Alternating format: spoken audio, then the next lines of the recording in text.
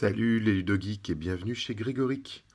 Aujourd'hui, un nouveau tuto hebdo, toujours sur le thème des lames étranges. Je vous propose de faire des lames spirituelles ou lames en azyrite. Voilà, des petites choses magiques.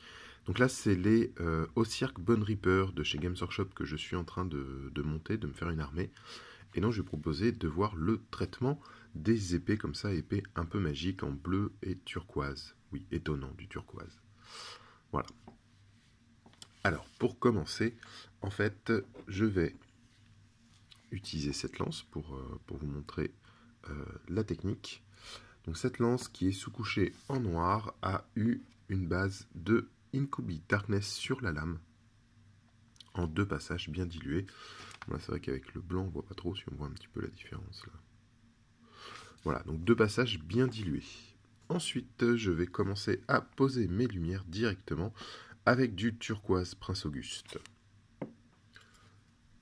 Donc là, je dilue bien mon turquoise et je vais venir en fait le pousser d'un côté et le pousser à l'inverse de l'autre côté de la lame. Si on voit bien, on a bien une ligne ici qui divise la lame en 2 parties.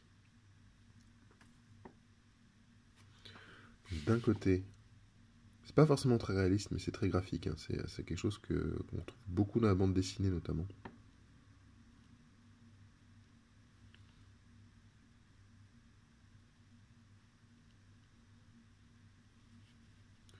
Voilà, donc je pars à peu près de la moitié de la lame. Et d'un côté, je remonte, et de l'autre, je descends, je vais à l'opposé. Et pour faire une sorte de damier. Il va falloir effectuer plusieurs passages, comme ça, très dilués, pour bien marquer votre couleur.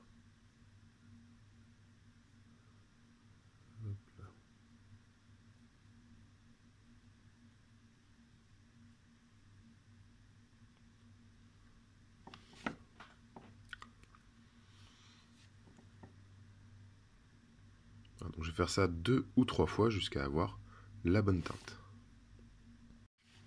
Donc là, j'ai effectué 3 passages du turquoise pour avoir cet effet damier. Donc vous voyez, c'est plutôt bien fondu, c'est propre. Donc on va pouvoir continuer à s'amuser avec ça maintenant.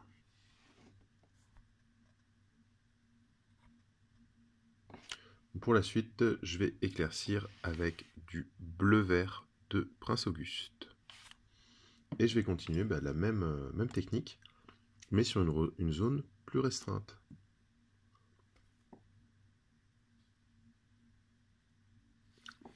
Voilà, donc toujours bien dilué.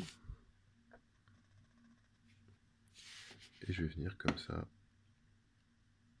sur une zone plus restreinte, toujours tirer vers le haut ou vers le bas ma peinture. Et là, je remouille le pinceau dans ma bouche et je vais travailler la petite transition entre les deux, comme ça.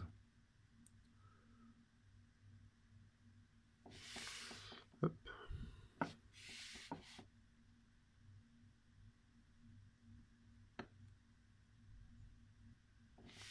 Et donc pareil, je vais effectuer comme ça 2 passages, je pense, pour arriver au résultat escompté. Et voilà ce que ça donne après 3 passages. Voilà, donc plutôt satisfait là du résultat. Maintenant, on va aller directement avec de l'ivoire. Donc toujours mon ivoire Prince Auguste que j'affectionne tant. Et on va éclaircir ce bleu. Donc là, je vais le mélanger avec mon bleu vert pour avoir un bleu glacial. Et je vais vraiment venir travailler la pointe.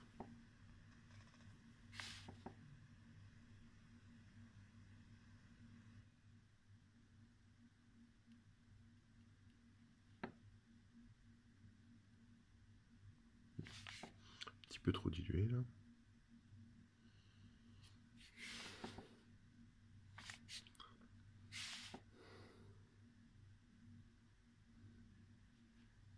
Et contrairement aux autres étapes, je ne vais pas venir éclaircir le bout opposé. Là, on va vraiment faire que la pointe.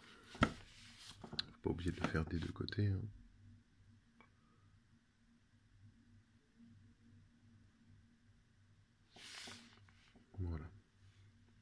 On va laisser sécher tranquillement.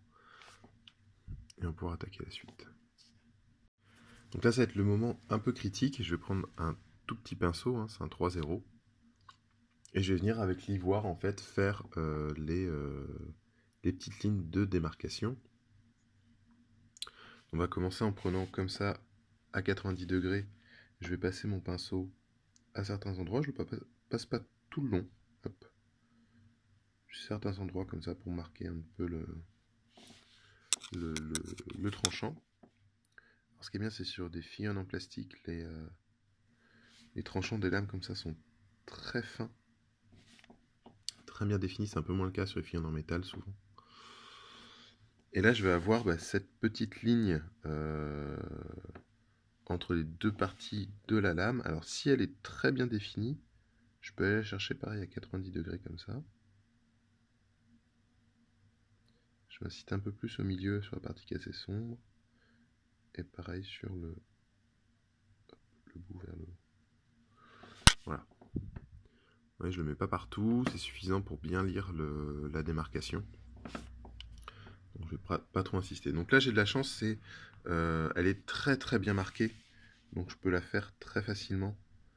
Vous voyez, en tenant mon pinceau à 90 degrés. C'est pas toujours le cas. Hein, donc, si c'est pas le cas, il faut y aller au pinceau en suivant bien la ligne sans trembler. Donc c'est un petit peu plus compliqué. Voilà, je vais repasser sur un pinceau un petit peu plus épais et toujours avec de l'ivoire pur. Je vais venir faire quelques petits points de lumière.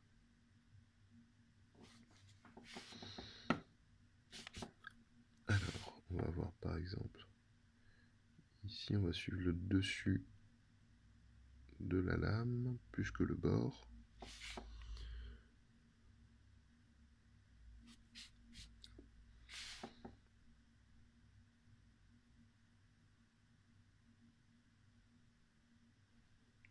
Hop là, ici on va rajouter un petit glacis dans le creux.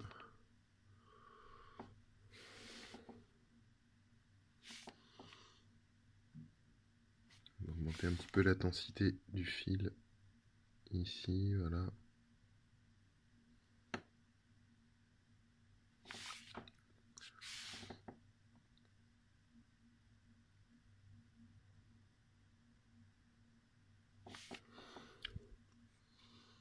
Voilà, pas mal du tout cette lame. Alors voilà, donc là j'ai quelque chose de très satisfaisant, mais je vais ajouter une touche un petit peu plus fantaisie, un petit peu plus magique. Donc je vais aller contraster mon éclaircissement bleu avec une ombre colorée. Donc je vais vous montrer deux techniques, hein. On va faire les deux faces de la lame différemment, et vous pourrez choisir lequel vous intéresse le plus. Alors, pour la première technique, donc moi qui est celle que j'affectionne particulièrement, ça va être avec du rouge brûlé de Vallejo.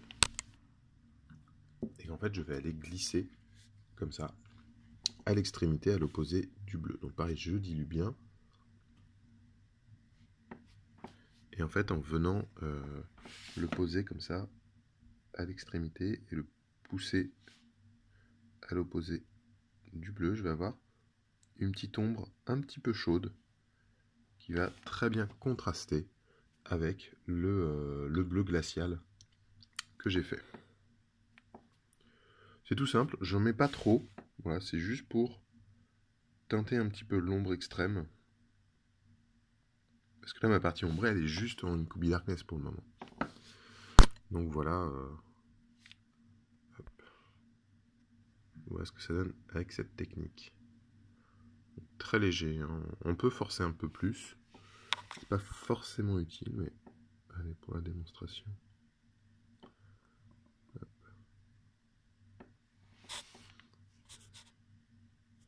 Voilà. Alors, si vous trouvez que ça c'est too much, dans ce cas, je vais plutôt le faire avec du Alien Purple de Army Painter. Donc ce sera un peu plus doux, du coup. Surtout que la gamme Army Painter étant très fluide, donc c'est très facile pour faire des dégradés comme ça. Et donc là je vais partir d'un peu plus loin, du coup comme ma couleur est moins forte, je je vais la rendre un petit peu plus présente. Et ça va me permettre de garder un petit effet glacial tout en ayant un petit côté magique comme ça de couleur dans l'ombre. Là, il me faudra plusieurs passages pour y arriver. Et voici du coup ce que ça donne avec 2 petits passages de violet. Donc on a quelque chose contrasté qui fonctionne très bien, un peu effet magique, mais qui est beaucoup plus nocturne dans le rendu. Donc là on est sur le Alien Purple, et là vous avez le rouge brûlé. Donc à vous de voir ce qui vous intéresse le plus comme résultat. Dites-moi dans les commentaires qu'est-ce que vous préférez entre le Alien Purple et le rouge brûlé. Voilà, je ne sais pas encore lequel je vais utiliser pour mon armée. C'est vrai que le Alien Purple donne un truc beaucoup plus nocturne, c'est très sympa, un peu ciel de nuit. Voilà. J'espère que ce tuto vous aura plu, qu'il vous aura été utile. N'oubliez pas, si vous utilisez cette technique, faites partager, faites tourner, montrez-moi ce que ça donne. Et puis, si la vidéo vous a plu, mettez un petit pouce bleu vers le haut. Pensez à la partager, c'est ce qui fait vivre la vidéo. Hein. Plus elle est vue, plus elle existe, plus ça compte, quoi. Donc voilà, si vous avez des amis qui font des épées bizarres pour des amis d'Heroic Fantasy et tout, n'hésitez pas à leur montrer. Dites-moi dans les commentaires quel type d'épée vous seriez intéressé que je fasse comme traitement. Voilà, parce que là j'ai bientôt fait le tour de tous les types d'épées que je connaissais, donc on peut improviser des nouvelles choses. Voilà. Donc moi je vais bosser sur mon armée d'Ossiark. Voilà, d'Ossiark des marécages comme ça, un peu d'effet. J'aime pas trop les têtes d'Ossiark, donc je suis parti sur des crânes plus normaux. Et des trucs sales et tout, j'aime bien. Voilà. En attendant, on peut continuer à se voir sur la page Facebook de Grégoric ou sur le site dupainetdesjeux.fr. N'oubliez pas aussi le groupe Facebook des peintres et des joueurs. On peut se montrer des choses et tout. Le groupe est très actif, c'est vraiment très sympa. Et si vous avez envie d'aider la chaîne, il y a le Tipeee. Donc voilà. En attendant, je vous dis à très bientôt pour un nouveau tuto hebdo.